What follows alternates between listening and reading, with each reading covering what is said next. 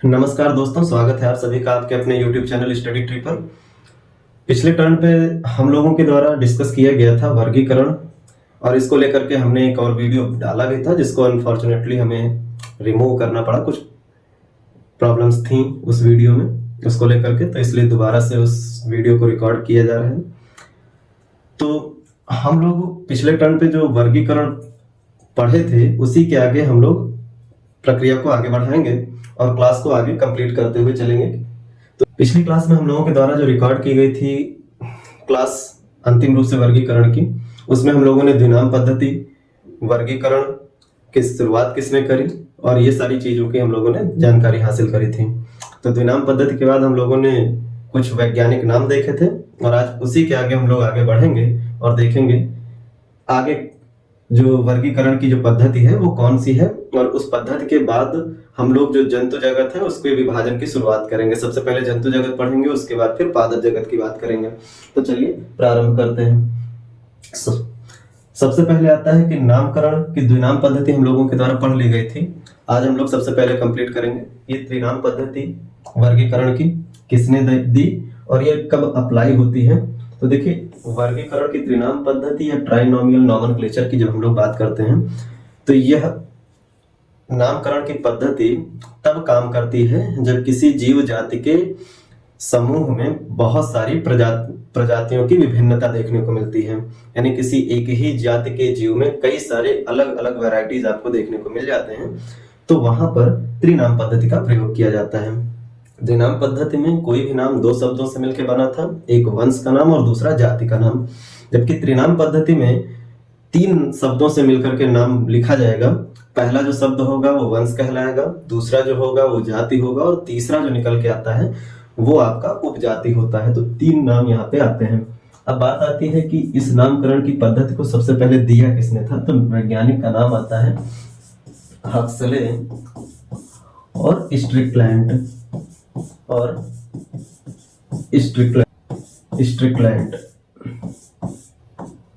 तो ये वैज्ञानिक हैं, इनके द्वारा दिया गया था नामकरण की त्रिनाम पद्धति। और अगर बात की जाए इस त्रिनाम पद्धति की, तो ये प्रयोग कब की जाती है जब जीव प्रजातियों में बहुत सारी भिन्नताएं देखने को मिलती हैं। जब किसी कह लें जीव जाति में बहुत सारी विभिन्नताएं देखने को मिलती हैं, बहुत सारी विभिन्नताएं मिलती हैं, तब इस नामकरण की पद्धति का प्रयोग किया जाता है। और इस पद्धति में आपको ध्यान रखना है कि जो नाम होता है वो तीन शब्दों से मिलकर के बनता है, तीन शब्दों से। और वो तीन शब्द कौन कौन से हैं या उनको क्या कहा जाएगा। तो देखिए, तीन शब्द कौन कौन से आते हैं। तो सबसे पहला शब्द होता है जिसे हम लोग कहते हैं वंश या जीनस, दूसरा होता है जाति या स्पेसीज, और तीसरी होती है उपजाति, या इसी को हम लोग कहते हैं सब स्पेसीज। तो ये तीन शब्दों से मिलकर के जब नाम लिखा जाता है तो उसे हम लोग कहते हैं त्रिनाम पद्धति। और इसकी शुरुआत करी थी सबसे पहले हक्सले और स्ट्रिकलैंड।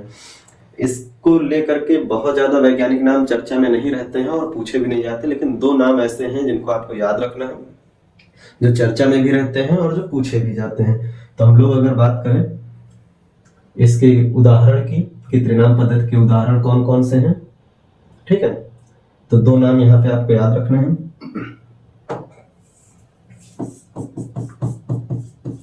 एक नाम आपका आता है फूल गोभी, या इसे को हम लोग कहते हैं कॉलीफ्लावर। और इसका जब हम लोग वैज्ञानिक नाम लिखते हैं तो इसका वैज्ञानिक नाम होता है, जिसे हम लोग देखेंगे,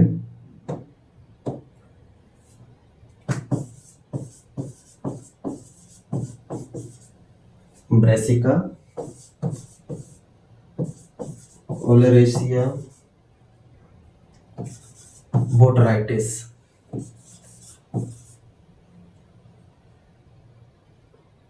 ब्रैसिका ओलेरेसिया बोटेराइटिस, ठीक है। और दूसरा जो नाम आता है वो होता है पत्ता गोभी, जिसको हम लोग जानते हैं कैबेज के रूप में। और जब बात आती है पत्ता गोभी की, तो इसका भी नाम सेम रहता है वंश और जाति का, ब्रेसिका ओलरेसिया, लेकिन उपजाति बदल जाती है। इसकी उपजाति हो जाती है कैपिटाटा, कैपिटाटा। ठीक है, तो यहाँ पे ध्यान रखना है, त्रिनाम पद्धति का उपयोग जब जीव जातियों में बहुत ज्यादा वैरायटी होती है तब प्रयोग किया जाता है, और इसके लिए केवल आपको 2 नाम याद रखने, इतने से काम चल जाता है, क्योंकि इससे बहुत ज्यादा सवाल होते नहीं हैं। तो फूल गोभी यानी कॉलीफ्लावर, जिसमें ब्रेसिका ओलरेसिया बोट्राइटिस देखने को मिलता है, और पत्ता गोभी कैबेज यानी ब्रेसिका ओलरेसिया कैपिटाटा। तो ये 2 नाम आपको याद रखने हैं। फिर अगर हम लोग आगे बढ़ें तो त्रिनाम पद्धति के बाद बात आती है कि कुछ महत्वपूर्ण तथ्यों की सबसे पहले चर्चा कर लेते हैं। इसमें से सवाल बनता है कि वर्गीकरण या टैक्सोनॉमी जो शब्द है इसे सबसे पहले किसने दिया था? तो एक नाम निकल के आता है, वैज्ञानिक का नाम है A.P.D. Candolle, Candolle. तो सबसे पहले ये वैज्ञानिक हैं A.P.D. कैंडोल, जिनके द्वारा वर्गीकरण या टैक्सोनॉमी शब्द दिया गया था। जबकि वर्गीकरण की अगर सबसे पहले शुरुआत की बात करें प्राचीनतम रूप में, तो फिर अरस्तु के द्वारा की गई थी जंतुओं के रक्त के आधार पर। लेकिन वैज्ञानिक पद्धति से आधुनिक प्रक्रिया के तहत वर्गीकरण की शुरुआत कैरोलस लिनियस के द्वारा की गई थी, इसलिए आधुनिक वर्गीकरण के जनक कैरोलस लिनियस को कहा जाता है।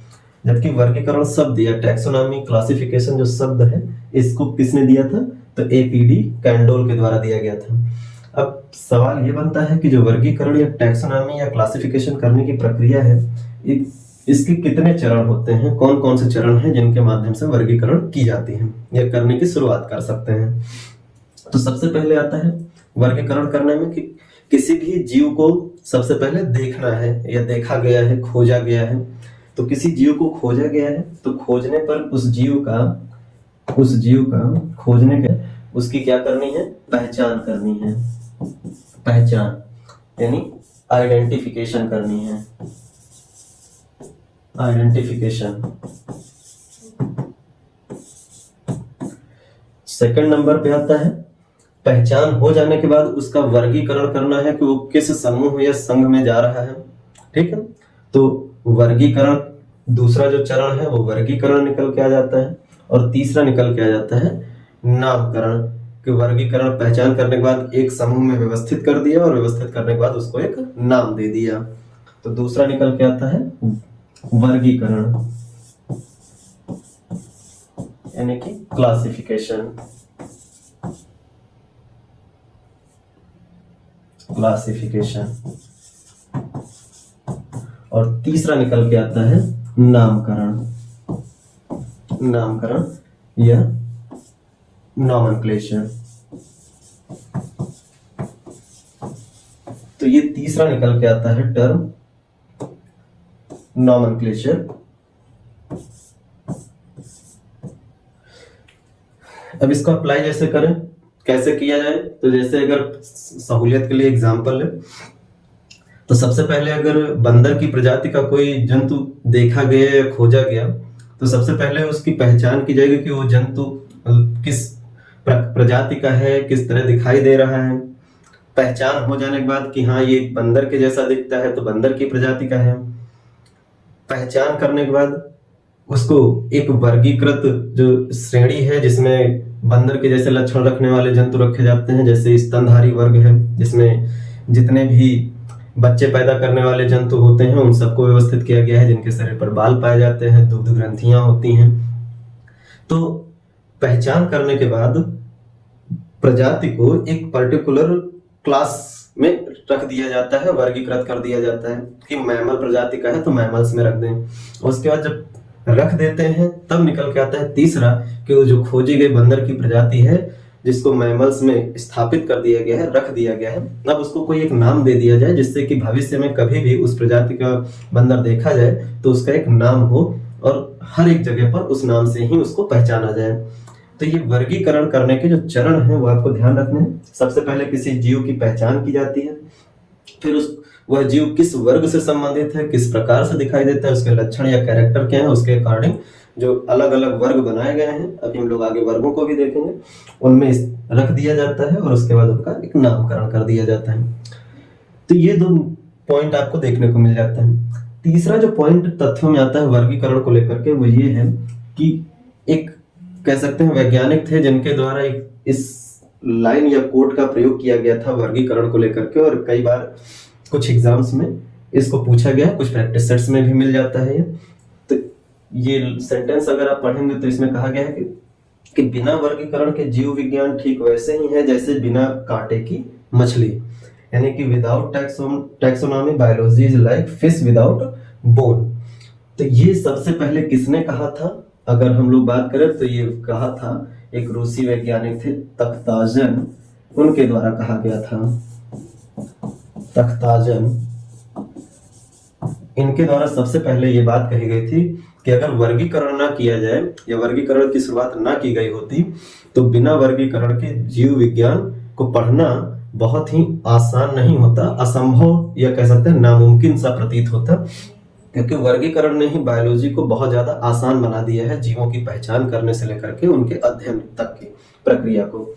तो ये पहचान करने की जो प्रक्रिया है उसी को लेकर के इनके द्वारा एक कोट लिखा गया था, जिसको आप जान सकते हैं। तो ध्यान रखिएगा, तख्ताजन ने ये बात सबसे पहले कही थी।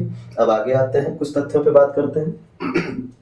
अब सवाल ये बनता है कि जो वर्गीकरण किया गया था सबसे पहले कैरोलस लिनियस के द्वारा, उन्होंने वर्गीकरण के कितने चरण बताए थे, वर्गीकरण करने के कितने चरण बताए थे, ये स्टेज बताए थे, तो 3, कि सबसे पहले अगर वर्गीकरण करना है तो क्या ध्यान देना है, किसी जीव की पहचान करनी है, पहचान करने के बाद उसको एक निश्चित वर्ग में रख देना है कि जिस वर्ग से संबंधित जंतुओं के समान लक्षण हो उस वर्ग में रख देना है, और तीसरा निकल के आता है नामकरण करना या फिर नाम देना।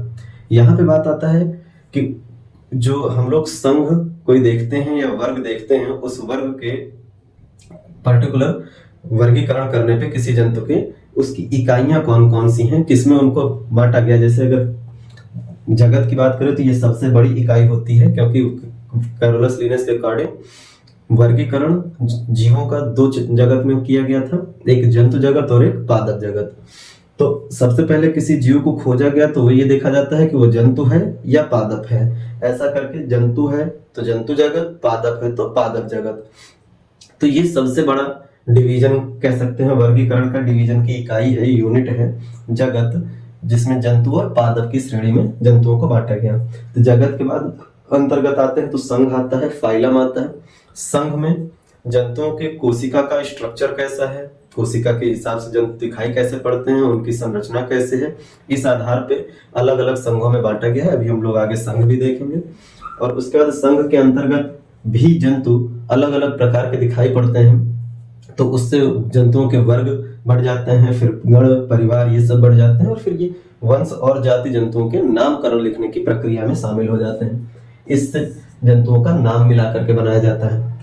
तो सवाल ये बनता है कि वर्गीकरण की सबसे बड़ी इकाई क्या है। तो सबसे बड़ी इकाई आपको ध्यान रखना है, वर्गीकरण की सबसे बड़ी इकाई तो किंगडम या जगत होता है, और सबसे छोटी इकाई कौन सी होती है, तो जाति होती है। सबसे छोटी इकाई जाति होती है। यही क्रम भी आपको याद रखना है, वर्गीकरण में सही क्रम क्या होता है वर्गीकरण करने का, तो ये ध्यान रखना है। सबसे पहले किसी जीव के वर्गीकरण करने में उसके जगत में डिवाइड किया जाता है, फिर संघ, फिर वर्ग, फिर गण, फिर परिवार, फिर वंश, और फिर जाति में आता है। वंश और जाति मिल करके किसी जीव के क्या बनाते हैं, नाम का निर्माण करते हैं। ठीक है, अगर हम कहें तो वंश और जाति, वंश प्लस जाति ये मिलते हैं तो किसी जीव का नाम बनता है, नाम। ठीक है, और इसी वंश और जाति को मिलाने से जो नाम बना है, क्योंकि यहाँ पर 2 शब्द, एक वंश के नाम का और एक जाति के नाम का, इसीलिए जो नाम बना है उसे कहा जाता है द्विनाम। और इस तरीके से जो पद्धति बनाई थी सबसे पहले नामकरण की, वो थे कैरोलस लिनियस, इसलिए उन्हें ही द्विनाम पद्धति का जनक भी कहा जाता है, बाइनोमियल नोमेनक्लेचर का जनक भी कहा जाता है। तो ये आप ध्यान रखेंगे सहूलियत के लिए कि कम समय में ज्यादा चर्चाएं कर ली जाए, इसके लिए कुछ बातें हमने पहले से बोर्ड पर नोट कर ली है। अब आगे अगर हम बात करें तो जंतु जगत का सबसे पहले वर्गीकरण करने की प्रक्रिया किसने करी थी, तो हम पहले भी वीडियो में बता चुके हैं कि जंतुओं के वर्गीकरण की सबसे पहले प्रक्रिया अरस्तु के द्वारा शुरू की गई थी, जंतुओं के रक्त के आधार पर। और रक्त के आधार पर अरस्तु के द्वारा जंतुओं को दो श्रेणियों में बांटा गया था। एक था एनाइमा और दूसरा था एनाइमा और इनाइमा। ये दो श्रेणी बनाई गई थी। जो एनाइमा था इसको लेकर के हम लोगों ने कहा था कि इस प्रकार के जंतुओं में जो आरबीसी थी वो एब्सेंट थी, आरबीसी एब्सेंट थी, यानी आरबीसी नहीं पाई जाती थी। जबकि इनाइमा जो जंतु श्रेणी अरस्तु के द्वारा बनाई गई थी, इसमें अरस्तु के द्वारा कहा गया ऐसे जीवों को रखा गया था जिनमें आरबीसी पाई जाती थी। तो अरस्तु के द्वारा डिवाइड किया गया जो डिवीजन था, ये डिवीजन रक्त के आधार पर डिवीजन किसने किया था, अरस्तु ने किया था। ठीक है, अरस्तु ने। और अरस्तु के द्वारा दो श्रेणी में बांटा गया था, एनाइमा जंतु और इनाइमा जंतु। एनाइमा जंतुओं में कौन से जीव रखे गए जिनमें आरबीसी नहीं पाई जा रही थी, और इनाइमा में ऐसे जीव रखे जिनमें आरबीसी उपस्थित थी। फिर यहीं पे अगर हम लोग बात करें तो यहाँ पे कुछ एग्जाम्पल्स की बात कर लेते हैं कि जो जैसे यहाँ बात कर लेते हैं। अच्छा, एक सवाल ये भी बनता है कि अगर आरबीसी नहीं पाई जा रही है तो कुछ तो रक्त का रंग होगा, कोई ना कोई रक्त का कलर तो होगा। तो यहाँ अगर आरबीसी नहीं पाई जा रही है तो ब्लड में कुछ ना कुछ तो कलर होना चाहिए। तो ध्यान रखना है कि कुछ ऐसे जंतु भी होते हैं जिनके रक्त का रंग कह सकते हो कि कुछ नहीं होता है, बिल्कुल पानी की तरह होता है, रंगहीन दिखाई पड़ता है। जबकि कुछ में रक्त का रंग सफेद हो जाता है, कुछ में नीला हरा दिखाई पड़ता है। तो जिनमें आरबीसी नहीं पाई जाती है, सबसे पहले तो ये ध्यान रखना कि अगर आरबीसी नहीं पाई जाएगी तो आरबीसी में ही होता है एक वर्णक हीमोग्लोबिन, और आरबीसी ना होने से मतलब हीमोग्लोबिन नहीं पाया जा रहा है। और हीमोग्लोबिन जिनमें नहीं पाया जाता है, यानी जिनका रक्त रंगहीन या सफेद दिखाई पड़ता है, इनको लेकर के आपको ध्यान रखना है। इनके ब्लड को कहा जाता है हीमोलिम्फ। जिनमें आरबीसी नहीं पाया जाता है, यानी कि हीमोग्लोबिन अनुपस्थित होता है, जिनका रक्त रंगहीन या सफेद होता है, उनके रक्त को हम लोग हीमोलिम्फ ब्लड बोलते हैं। जबकि जिनका ब्लड का कलर आरबीसी ना होने के कारण, यानी हीमोग्लोबिन ना होने के कारण लाल नहीं होता है, नीला हरा होता है, तो नीला हरा रंग होने का कारण होता है एक वर्णक जिसको हम लोग जानते हैं हीमोसाइनिन के नाम से। हीमोसाइनिन वर्णक के कारण। तो ये बात ध्यान रखना है। आरबीसी न होने से कह सकते हैं रक्त का लाल रंग नहीं होता। ठीक है, और लाल रंग नहीं है तो इसका मतलब हम क्या कह सकते हैं, हीमोग्लोबिन भी नहीं पाया जाता। तो हीमोग्लोबिन अनुपस्थित है क्योंकि आरबीसी नहीं है, आरबीसी नहीं है, हीमोग्लोबिन नहीं है, तो लाल रंग नहीं है रक्त का। तो रक्त कैसा हो सकता है, कलरलेस हो सकता है, व्हाइट हो सकता है, ब्लू ग्रीन हो सकता है। जब कलरलेस या व्हाइट हो तो उस ब्लड को हम क्या कहेंगे, हीमोलिम्फ कहेंगे। जब नीला हरा रक्त हो तो सवाल बनता है कि नीला हरा रंग फिर किसके कारण निकल के आता है, तो एक पिगमेंट होता है, वर्णक होता है, जिसको हम लोग कहते हैं हीमोसाइनिन। तो ये बात आपको ध्यान रखनी है। दूसरी तरफ बात आती है कि ऐसे जंतु जिनमें आरबीसी प्रेजेंट होता है, तो आरबीसी प्रेजेंट होने का मतलब क्या है, लाल रक्त। ठीक है, लाल रक्त पाया जाता है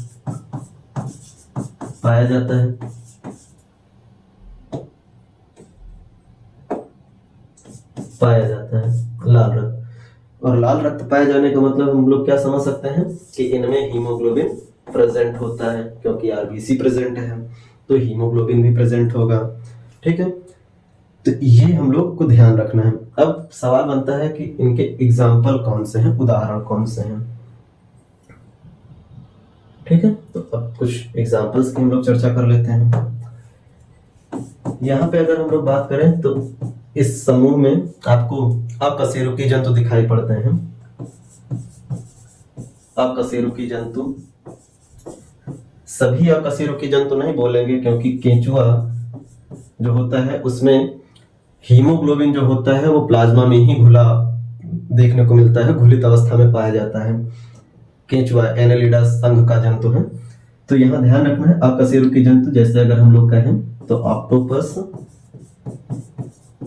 ऑक्टोपस, तिलचट्टा, ठीक है, मच्छर, मक्खी, चींटी, इस तरह से जो भी नाम आपको देखने को मिलते हैं सब इसी में शामिल हो जाएंगे। अभी आगे हम लोग जंतुओं के नाम देखेंगे कुछ। फिर अब बात आती है इसके एग्जाम्पल में। तो इसके एग्जाम्पल में आपको ध्यान रखना है सभी कशेरुकी जंतु, सभी कशेरुकी जंतु। अब आपके मन में सवाल उठ रहा होगा कि ये अकशेरुकी या कशेरुकी जंतु क्या होते हैं। तो इसको लेकर के अगली स्लाइड में हम लोग देखते हैं कि ये जो कशेरुकी और अकशेरुकी जंतु हैं इनके क्या मतलब हैं। फिलहाल अगर कशेरुकी जंतुओं की नाम की बात कर ले तो कुछ यहाँ नाम अगर हम इंक्लूड करना चाहें तो इसमें मच्छर, सांप, कछुआ, मनुष्य, बंदर, बिल्ली, कोई भी पक्षी, ये सब शामिल हो जाते हैं। ठीक है, तो ये ध्यान रखना है। फिर अब बात आता है कि जो अभी हम लोगों ने देखा जंतुओं का वर्गीकरण रक्त के आधार पे सबसे पहले अरस्तु ने किया था, और अरस्तु ने जंतुओं को दो श्रेणियों में ब्लड के आधार में बांटा। वैसे ही कोशिका के आधार पे भी जंतुओं को दो श्रेणियों में बांटा गया है। सबसे पहला जो है बात करें तो आता है प्रोटोजोआ। प्रोटोजोआ से मतलब आपको ध्यान रखना है पहला जो समूह है, इस समूह में ऐसे जंतु शामिल किए जाएंगे जो एक कोशिकीय होंगे, एक कोशिकी यानी यूनिसेलुलर होंगे। जबकि दूसरा जो समूह आता है मेटाजोआ, ये ऐसे जंतुओं का समूह है जिसमें जंतु बहुकोशिकीय पाए जाएंगे, बहुकोशिकीय जंतु होंगे, यानी कि मल्टीसेलुलर। मल्टीसेलुलर तो प्रोटोजोआ में एक कोशिकीय जंतु रखे गए हैं और मेटाजोआ में बहुकोशिकीय जंतु रखे गए हैं, मल्टीसेलुलर एनिमल्स रखे गए हैं। अब अगर हम लोग बात करें तो प्रोटोजोआ में आपको अमीबा, पैरामीशियम, यूग्लिना ये सब आपको देखने को मिल जाते हैं। मेटाजोआ की बात करें तो मेटाजोआ को फिर से 9 श्रेणियों में बांटा गया है। अगर हम डिवाइड करें इसको इस जगह पे,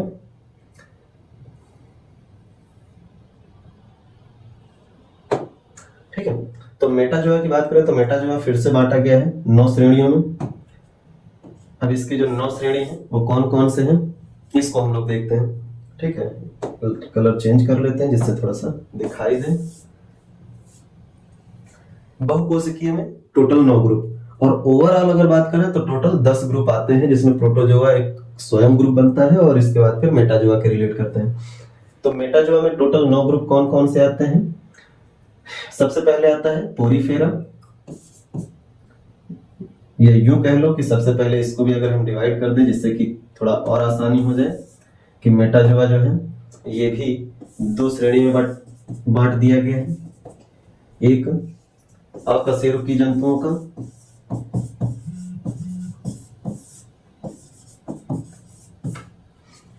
इनको हम लोग कहते हैं नॉन कॉर्डेट्स। ठीक है, नॉन कॉर्डेटल एनिमल।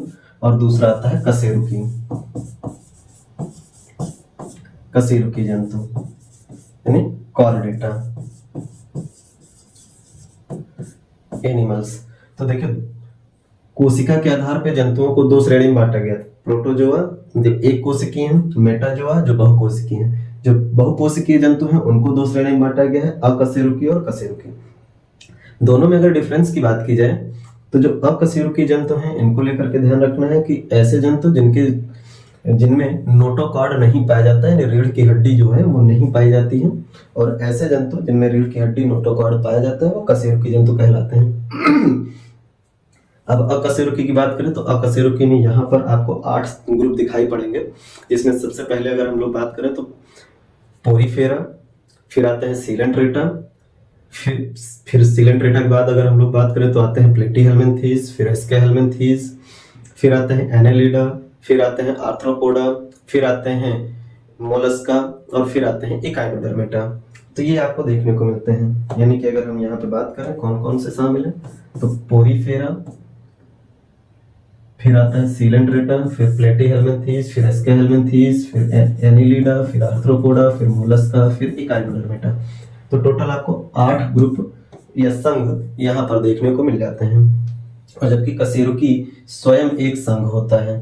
इनके बीच में एक कशेरुकियों का ही एक संघ आ जाता है हेमिकॉर्डेटा, जिसको हम लोग उतना नहीं पढ़ते हैं क्योंकि उससे एक एग्जाम्पल बैलेनोग्लासस जो है वही मेन पूछा जाता है, इसके अलावा कुछ खास नहीं है इसमें। फिर भी हम लोग देखते चलेंगे सबको साथ साथ में। अब बात आते हैं इन दोनों में क्या क्या डिफरेंस है, यानी कि कशेरुकी और अकशेरुकी में क्या डिफरेंस है। तो अभी हमने आपसे डिस्कस किया कि जो अकशेरुकी जंतु हैं उनके शरीर में नोटोकॉर्ड यानी रीढ़ की हड्डी नहीं पाई जाती है। इससे पहचान सकते हैं आप जंतुओं को। जैसे अगर हम लोग कहें कि तिलचट्टे में रीढ़ की हड्डी होती है कि नहीं होती है, तो अगर आप देखो तो उसका जो पूरा शरीर होता है वो काइटिन के कठोर कवच से पूरा ढका हुआ होता है, काइटिन का आवरण होता है, अंदर कोई हड्डी नहीं होती है। चाहे हम केंचुआ की बात कर लें, चाहे बिच्छू की बात कर लें, मकड़ी की बात कर लें, तिलचट्टा की बात कर लें, मक्खी की बात कर लें, है ना, स्टारफिश की बात कर लें, ऑक्टोपस की बात कर लें, इन सब में कोई रीढ़ की हड्डी नहीं पाई जाती। तो सबसे पहला तो यही वेरिएशन आपको ध्यान रखना है कि नोटोकॉर्ड नहीं पाया जाता है, नोटोकॉर्ड नहीं पाया जाता है। दूसरा अगर हम लोग बात करें नॉन कॉर्डेट्स में, तो इनमें आपको ध्यान रखना है कि गिल्स जो होते हैं, गिल्स, ठीक है, अगर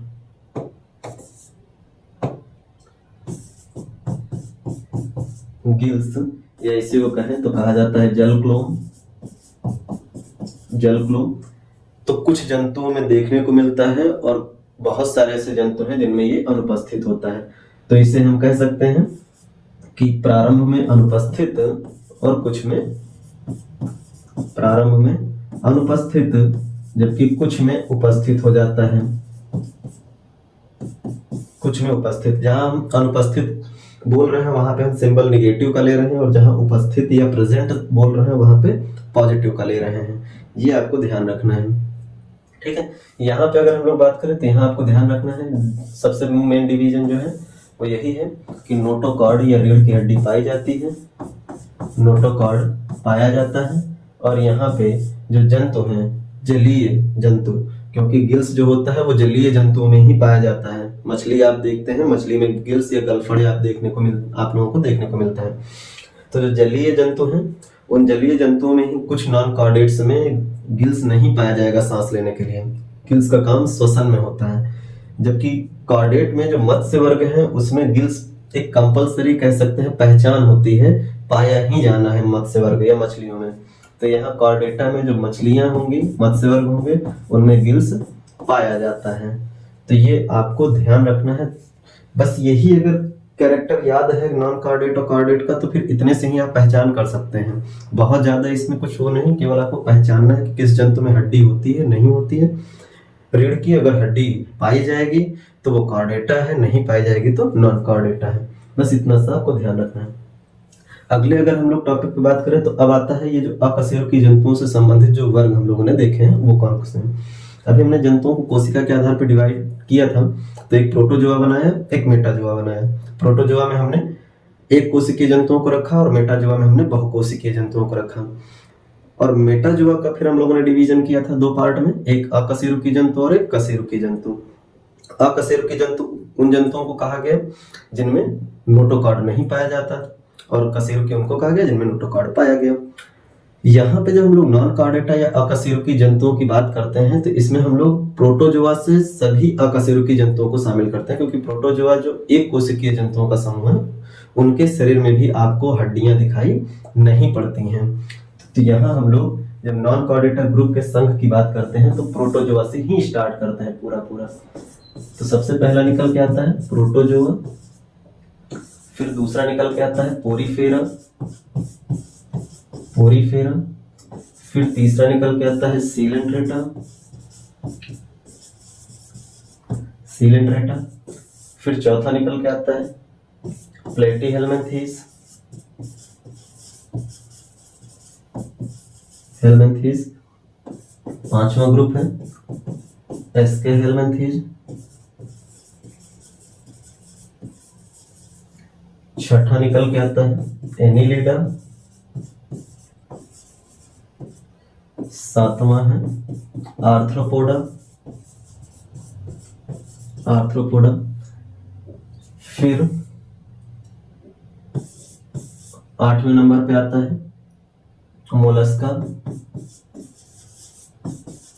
और 9वें पे आता है इकाइनोडर्मेटा।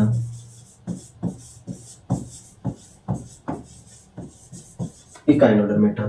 तो ये टोटल 9 ग्रुप आपको देखने को मिल जाते हैं जिनमें रीढ़ की हड्डी नहीं पाई जाती। 9 संघ आपको देखने को मिलते हैं। अगर हम लोग बात करें जैसे प्रोटोजोआ में हमने कहा था अमीबा, पैरामीशियम, यूग्लिना जैसे जंतु आ जाते हैं। पोरीफेरा में आपको यूप्लैक्टेला, साइकन, यू स्पंजिया, यू स्पंजिला ये सब देखने को मिल जाते हैं, हाइलोनिमा ये सब।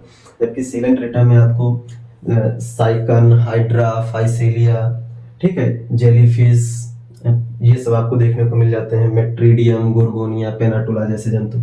प्लेटीहेल्मिन्थीज में आपको टेप वर्म देखने को मिल जाता है, प्लेनेरिया देखने को मिल जाते हैं। एस्केल्मिन्थीज में आपको फैसियोला है, एस्कैरिस है, ये आपको देखने को मिल जाते हैं। एनेलिडा में आपको केंचुआ है, जोंक है, एफ्रोडाइट इस तरह के जंतु देखने को मिल जाते हैं। जबकि आर्थ्रोपोडा की हम लोग जब बात करते हैं तो आर्थ्रोपोडा में आपको जितने कीट वर्ग के जंतु हैं, मच्छर, मक्खी, बिच्छू या कह लो कनखजूरा, ठीक है, झींगा मछली, तितली, ड्रैगन फ्लाई ये सब जो जंतु आपको देखने को मिल जाते हैं वो आर्थ्रोपोडा में आ जाते हैं।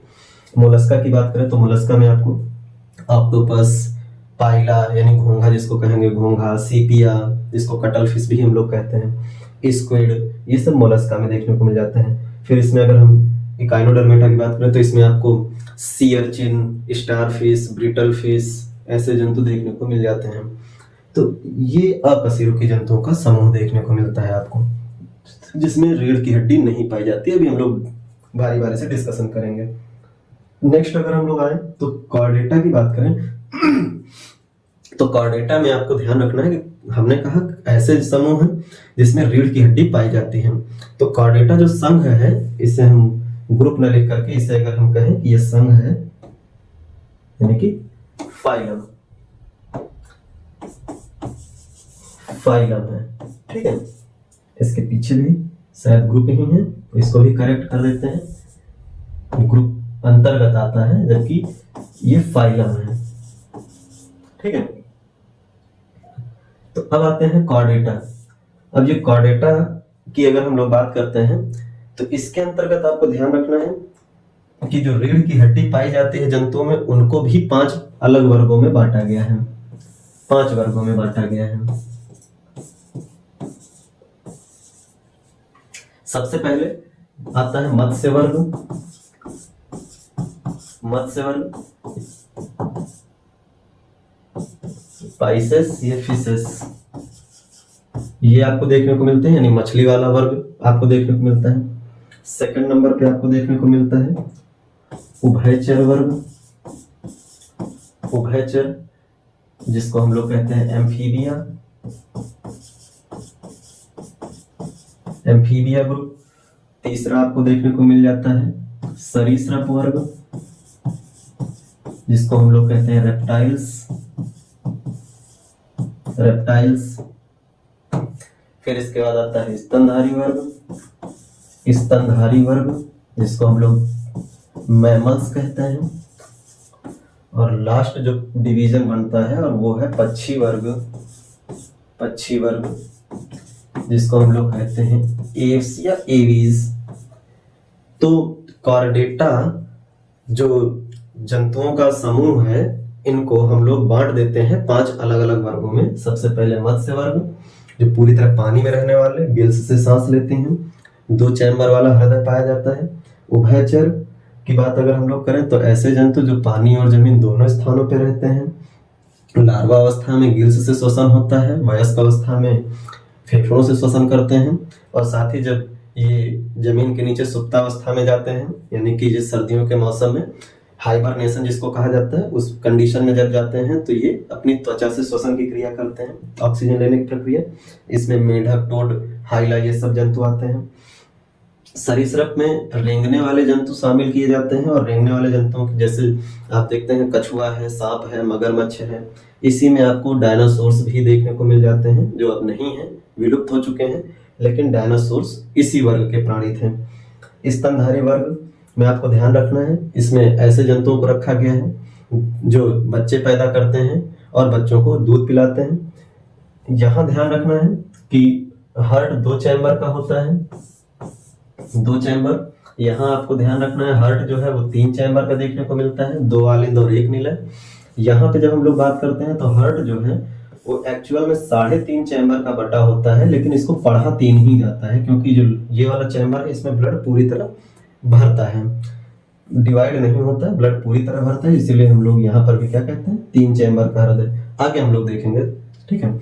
स्तनधारी वर्ग में आपको हमने क्या होता है, बच्चे पैदा करते हैं और बच्चों को दूध पिलाते हैं, त्वचा पर बाल पाए जाते हैं, फेफड़ों से सांस लेते हैं, ये आपको ध्यान रखना है।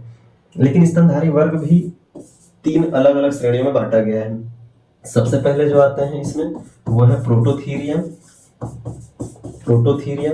फिर आते हैं मेटाथीरिया और लास्ट में आते हैं यूथीरिया। अभी के लिए केवल हाइलाइटेड कुछ शब्द, कुछ टर्म ध्यान रख लीजिएगा। हमने कहा स्तनधारी वर्ग की पहचान होती है बच्चे पैदा करना और साथ में बच्चों को दूध पिलाना, त्वचा पर रोए पाए जाते हैं। लेकिन इसमें स्तनधारी वर्ग के जो प्रोटोथीरिया वर्ग के जंतु हैं ये अंडे देते हैं। ये ध्यान रखना है कि अंडे देने वाले स्तनधारी प्रोटोथीरिया कहलाते हैं। इसमें एकेडिना, डकबिल्ड, प्लेटिपस ये शामिल किए गए हैं। मेटाथीरिया में ऐसे जंतु शामिल किए गए हैं स्तनधारी वर्ग के जो अल्प विकसित बच्चे पैदा करते हैं और बच्चों का विकास शरीर के बाहर एक थैली में होता है। उस थैली को मार्सुपियल पाउच कहा जाता है, जैसा कि कंगारू में देखने को मिलता है। तो कंगारू मेटाथीरिया में शामिल किया जाता है। यूथीरिया में ऐसे स्तनधारी जंतु रखे गए हैं जो पूरी तरह से पूर्ण विकसित बच्चों को जन्म देते हैं, वो यूथीरिया में शामिल किए जाते हैं, जिसमें बंदर, कुत्ता, बिल्ली, मनुष्य, गाय, बकरी सब शामिल किए गए हैं। आप कोई भी नाम शामिल कर सकते हो, ये ध्यान रखना है। चमगादड़ भी इसी स्तनधारी वर्ग का जंतु है, व्हेल भी स्तनधारी है, डॉल्फिन भी स्तनधारी में ही आता है, तो ये ध्यान रखना है। तो स्तनधारी वर्ग में जो जंतु हैं उनको लेकर के बातें थी। पक्षी वर्ग का मुख्य कैरेक्टर है फीदर्स, यानी पंख जो हैं वो पाए जाते हैं, साथ में चोंच पाई जाती है, वो आपको पता है। अंडे देने वाले होते हैं, हवा में उड़ने में सक्षम होते हैं, साथ में सबसे जरूरी ये है कि इनमें श्वसन फेफड़े से होता है। और हार्ट जो है वो स्तनधारी और पक्षी वर्ग दोनों में 4 चैम्बर का पाया जाता है, 4 चैम्बर का हार्ट होता है। मत्स्य वर्ग में 1 आलिंद 1 निलय, उभयचर वर्ग में 2 आलिंद 1 निलय और सरीसृप में भी 2 आलिंद और 1 निलय।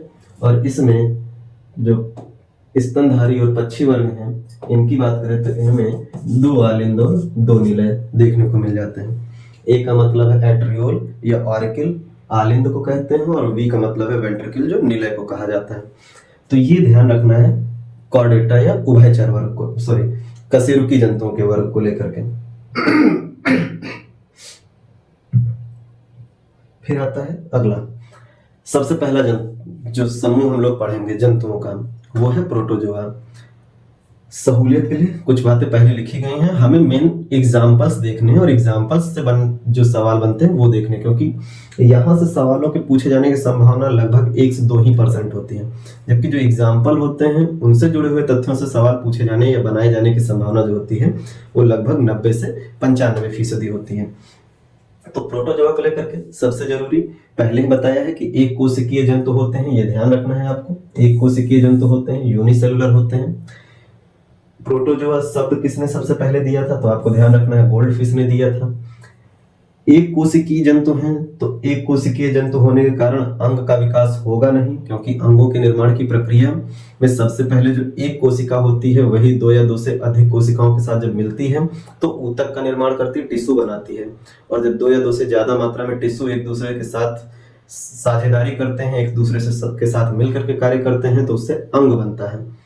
और अंग जब एक साथ मिलकर के काम करना शुरू करते हैं 2 या 2 से अधिक, तो अंग तंत्र का निर्माण होता है। और जब 2 या 2 से अधिक अंग तंत्र काम करते हैं एक साथ मिलकर के, तो शरीर का निर्माण होता है। तो यहाँ पर जंतु एक कोशिकीय है तो अभी ऊतक ही नहीं बना तो अंग कहाँ बनेगा, तो ध्यान रखना है न ऊतक होगा न अंग होगा। इन जंतुओं में ऊतक और अंग नहीं पाया जाता।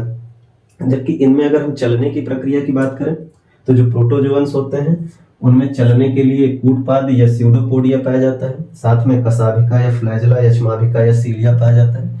जैसे अगर हम बात करें तो इसका एग्जाम्पल के तौर पे अगर हम यहाँ पर इस तरीके से एक अमीबा का निर्माण करें, तो अमीबा ये एक कोशिकीय जंतु है जिसमें एक केंद्रक आपको देखने को मिलता है और कुछ कोशिकांग देखने को मिल जाते हैं।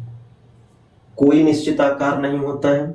जब भी किसी डायरेक्शन में बढ़ना होता है तो ये अपने शरीर के पर्टिकुलर जिस डायरेक्शन में बढ़ना होता है उस डायरेक्शन में अपने आप को थोड़ा सा आगे खिसका लेता है और खिसकाने के बाद पूरे शरीर को उसी डायरेक्शन में खींच लेता है। तो ये जो शरीर के किसी पर्टिकुलर भाग को किसी भी डायरेक्शन में आगे बढ़ा करके पिछले हिस्से को उसी डायरेक्शन में खींच लेने की जो प्रक्रिया होती है, इसके दौरान बनी हुई ये जो संरचना है, इसी संरचना को हम लोग कहते हैं स्यूडोपोडिया या कूटपाद। तो ध्यान रखना है, कूटपाद यानी झूठा पैर, यानी पैर नहीं है लेकिन फिर भी बढ़ने के लिए वो पैर विकसित कर लेते हैं और अपने पूरे शरीर को उसी डायरेक्शन में खींच लेते हैं। ऐसे ही कशाभिका या फ्लैजिला की बात करें तो आपको इस तरीके से जंतु दिखाई पड़ेगा जिसे हम लोग यूग्लिना के नाम से जानते हैं।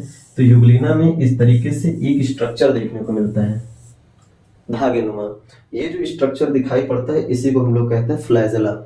तो इसी फ्लैजिला से यूग्लिना चलने का भी कार्य करते हैं, पानी में तैरने का भी कार्य करते हैं और साथ ही साथ किसी छोटे जीव का शिकार करके खाने का भी कार्य करते हैं। अभी आगे हम लोग देखेंगे यूग्लिना ही वो प्राणी है जिसको हम लोग जंतु और पादप के बीच की कड़ी कहते हैं।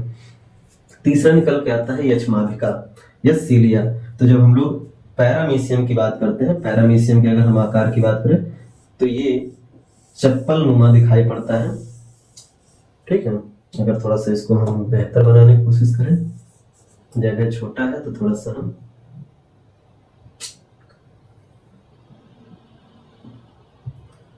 बड़ा करते हैं। तो अगर हम पैरामीशियम की बात करें तो पैरामीशियम कुछ यूं दिखाई पड़ता है।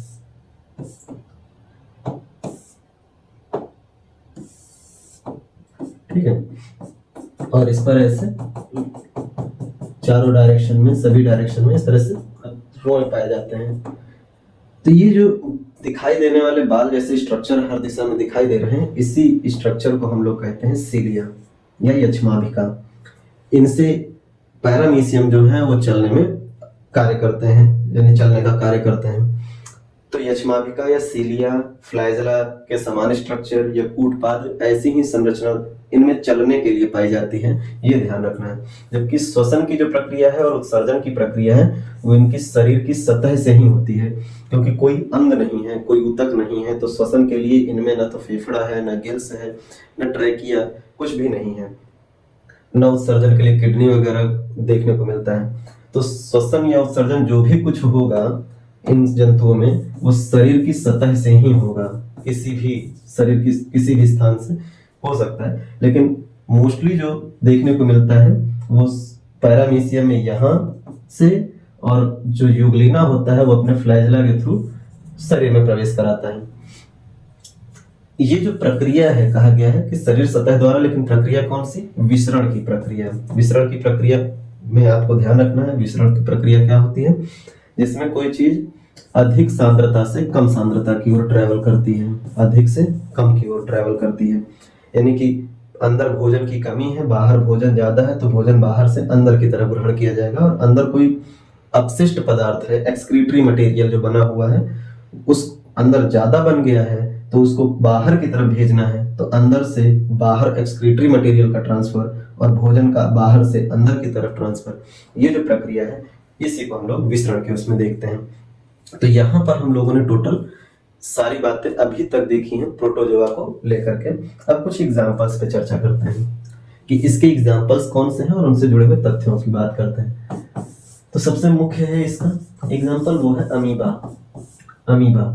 अमीबा की जब हम लोग बात करते हैं तो ध्यान रखना है, अमीबा एक ऐसा जंतु है जिसका कोई आकार निश्चित नहीं होता, इसलिए कहते हैं कि अनिश्चित आकार का जंतु कौन होता है? आकार का जंतु। तो आपको ध्यान रखना है अमीबा होता है। एकमात्र जंतु जिसका कोई निश्चित आकार नहीं होता है वो अमीबा होता है, ये ध्यान रखना है। दूसरा अगर हम बात करें तो एक नाम आता है पैरामीशियम, और इसको लेकर के ध्यान रखना है, इसको कहा जाता है चप्पल जंतु, क्योंकि ये दिखने में चप्पल के सोल की तरह होता है। ठीक है, तो चप्पल जंतु कहा जाता है या स्लीपर एनिमल कहा जाता है? स्लीपर एनिमल कहा जाता है, ये भी ध्यान रखना है आपको। फिर अगर हम लोग बात करें तो इसी में निकल के आता है यूग्लिना। यूग्लिना ये बहुत इंपॉर्टेंट है, आपको ध्यान रखना, क्योंकि यूग्लिना को पादप और जंतु के बीच की कड़ी कहा जाता है। पादप और जंतु के बीच की कड़ी कहा जाता है, बीच की कड़ी कहा जाता है। ठीक है, तो ये ध्यान रखना है। पादप और जंतु के बीच की कड़ी इसको क्यों कहते हैं? क्योंकि यूग्लिना के अंदर पेड़ पौधों के समान हरित लवक भी पाया जाता है। जैसे पेड़ पौधों की पत्तियों में हरित लवक होता है जिससे कि वो अपना खाना स्वयं बना लेते हैं, तो यूग्लिना में भी हरित लवक होता है जिससे स्वयं प्रकाश संश्लेषण की प्रक्रिया कर लेते हैं और खुद से खाना बना लेते हैं। जंतुओं के जैसा कैरेक्टर पाया जाता है, इनमें फ्लैजला देखने को मिलता है जिससे कि ये अपने से छोटे जीव जंतुओं का शिकार करते हैं और भोजन प्राप्त कर लेते हैं। तो शिकार का भी गुण दिखाई पड़ता है और हरित लवक होने से स्वयं खाना बनाने का भी गुण होता है। तो दोनों कैरेक्टर होने के कारण यूग्लिना को हम लोग जंतु और पादप के बीच की कड़ी के रूप में देखते हैं। जबकि अगर हम लोग बात करें अगले एग्जाम्पल की, तो इसी में आपको देखने को मिल जाते हैं वॉल बॉक्स भी देखने को मिल जाते हैं, लेकिन वॉल बॉक्स से ज्यादा सवाल नहीं है। जो सवाल है उनके एग्जाम्पल हम लोग लिख रहे हैं। जैसे प्लाज्मोडियम है, पहले हम लिख देते हैं, एंड अमीबा,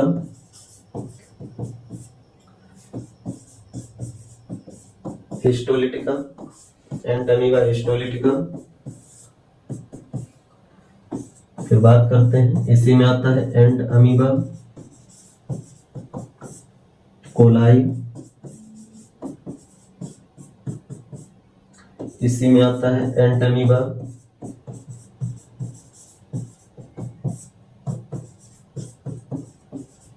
जिंजुएलिस,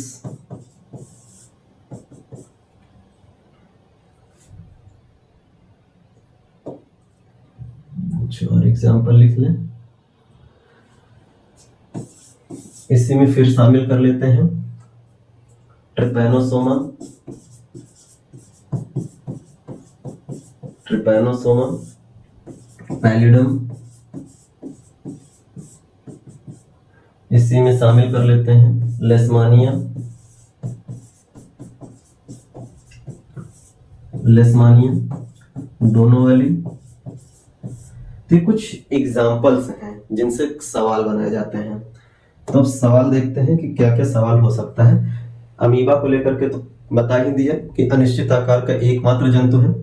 पैरामीशिया चप्पल जंतु कहलाता है। यूग्लिना पादप और जंतु के बीच की कड़ी कहलाता है। जबकि प्लाज्मोडियम की बात करें तो इसे ध्यान रखना है कि मलेरिया रोग का कारक होता है। मलेरिया रोग का कारक होता है, फैक्टर होता है, यानी यही वो प्लाज्मोडियम होता है जो मादा एनोफिलीज मच्छर की लार में पाया जाता है। जब वो मच्छर मादा एनोफिलीज किसी को काटती है तो उसकी लार से प्लाज्मोडियम ब्लड में पहुंच जाते हैं और मलेरिया रोग कॉज करते हैं। तो यहाँ ध्यान रखना है कारक कौन होता है मलेरिया रोग का, प्लाज्मोडियम। जबकि अगर वाहक पूछ लिया जाए तो ध्यान रखना है मादा एनोफिलीज मच्छर, एनोफिलीज मच्छर। ठीक है, ये वाहक है जो फैलाने का काम करते हैं, वेक्टर है। ठीक है, कारक मतलब होता है फैक्टर जिसके कारण हो रहा है, और वाहक मतलब होता है वेक्टर जो फैलाने का काम कर रहा है।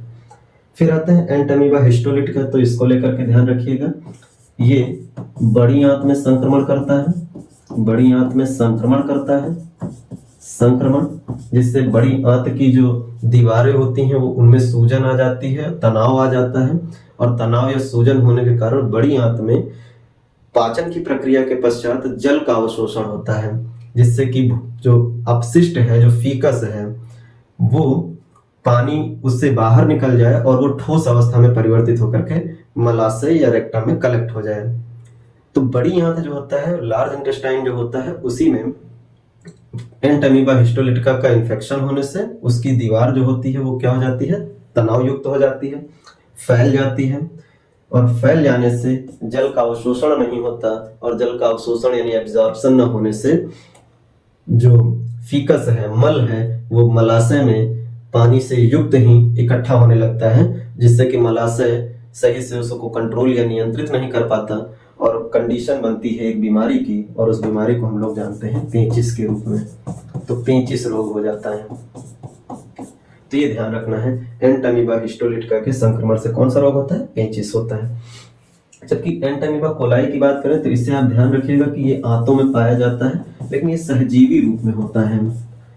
होता कहाँ पे है? ये भी आंत में ही है, लेकिन सहजीवी के रूप में पाया जाता है। इसी नाम से मिलता जुलता एक बैक्टीरिया भी है, इस्चेरिशिया कोलाई, वो भी हमारी आंत में सहजीवी के रूप में ही देखने को मिलता है।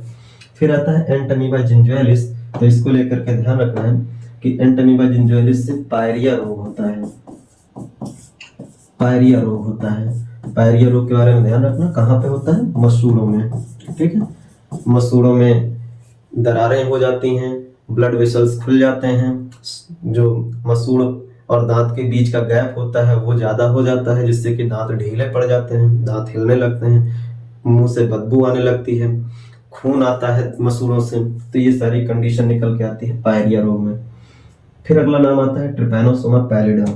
इसको लेकर के ध्यान रखना है, इससे निद्रा रोग होता है। ट्रिपैनोसोमा पैलिडम ये भी एक कारक है, परजीवी जो कारक है निद्रा रोग का। निद्रा रोग यानी सोने की बीमारी इसको कहते हैं। अब गोल्ड वाला सोना नहीं, नींद वाला सोना है यहाँ पे। ठीक है, तो सोने की बीमारी ध्यान रखनी है, यानी स्लीपिंग सिकनेस। स्लीपिंग सिकनेस कहते हैं इसको, निद्रा रोग या स्लीपिंग सिकनेस। तो निद्रा रोग किसके कारण होता है? ट्रिपैनोसोमा पैलिडम के कारण होता है। अगर ये कारक है ट्रिपैनोसोमा पैलिडम निद्रा रोग का, तो इस रोग का एक वाहक भी कोई ना कोई होगा जिसके कारण ये रोग फैलता होगा।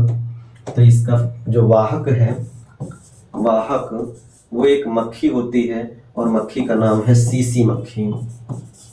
सीसी मक्खी या सीसी फ्लाई। ठीक है, तो वाहक या वेक्टर। मलेरिया रोग का वाहक कौन बताया? मादा एनोफिलीज मच्छर है। ट्रिपैनोसोमा पैलिडम एक कारक है जिसके कारण होता है, और ये पाया किसके लार में जाता है? तो सीसी मक्खी के, और सीसी मक्खी के कारण निद्रा रोग या सोने की बीमारी होती है। फिर अगर हम बात करें लेशमानिया डोनोवेली, तो इससे एक रोग होता है काला जार। काला जार या काला अजार भी शब्द यूज करते हैं। तो काला जार रोग होता है। ये रोग लेशमानिया डोनोवेली से होने वाला रोग है। हम लोग अभी रोग जब पढ़ेंगे तो प्रॉपर चर्चा करेंगे कि किस रोग में क्या कंडीशन बनती है, कैसे होता है। अभी यहाँ पे हम प्रोटोजोआ समूह पढ़ रहे हैं, संघ पढ़ रहे हैं, तो यहाँ से जुड़े हुए डायरेक्ट तथ्य जो है उन पे चर्चा कर रहे हैं। तो काला जार जो होता है ये क्योंकि लेशमानिया डोनोवेली से हो रहा है, और वो होता है एक कारक फैक्टर, और ये जो है रोग, इसको लेकर के ध्यान रखना है, इस रोग का भी वाहक देखने को मिलता है, और इस रोग का वाहक होता है बालू मक्खी या सैंड फ्लाई। बालू मक्खी या सैंड फ्लाई। ठीक है, यहाँ सीसी मक्खी जो शब्द है इसकी स्पेलिंग यहाँ ध्यान रखना है, सीसी फ्लाई, ये शब्द यूज किया जाता है, सीसी फ्लाई। तो ये प्रोटोजोआ समूह से बनने वाले प्रमुख तथ्य थे। तो आज हम लोगों ने वर्गीकरण जहां हम लोगों ने ड्रॉप किया था उसके आगे चर्चा की, और चर्चा में आज हम लोगों ने त्रिनाम पद्धति देखे, जंतुओं के डिवीजन देखे, जंतुओं के वर्गीकरण की जो इकाई है वो इकाई हम लोगों ने देखी, और इसके अलावा कोशिका के आधार पर जंतु किस प्रकार से विभाजित किए गए हैं, और विभाजन के बाद प्रोटोजोआ संघ को हम लोगों ने देखा है। तो अभी के लिए आज की क्लास में बस इतना ही रखते हैं। इसके बाद अगली जो क्लास होगी इसी से जुड़ी हुई प्रोटोजोआ से आगे हम लोग पढ़ेंगे, तो उसमें पोरीफेरा सिलेंट्रेटा से आगे हम लोग चर्चा करेंगे और कंप्लीट जंतु जगत खत्म करेंगे। ठीक है, तो आज की क्लास में बस इतना ही। धन्यवाद।